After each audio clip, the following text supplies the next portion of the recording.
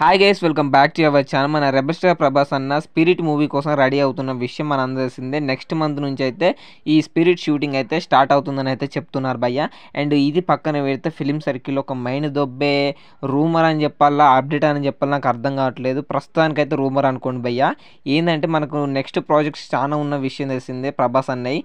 And అవి కొన్ని official, కొన్ని అన్అఫీషియల్ కూడా ఉన్నాయి. ఏవి అఫీషియల్గా అనౌన్స్ చేయలేదు అండ్ సోషల్ మీడియా సర్క్యులేట్ అవుతున్నాయి. అండ్ ఎట్ ప్రజెంట్ అయితే ఒక మైండ్ దొబ్బే రూమర్ అయితే వచ్చింది భయ్య. ఏంటంటే మన నాటు కొరియోగ్రాఫర్ ఉన్నాడుగా ప్రేమ్ రక్షిత్, ఆయనే ఒక మూవీని డైరెక్ట్ చేయబోతున్నాడంట.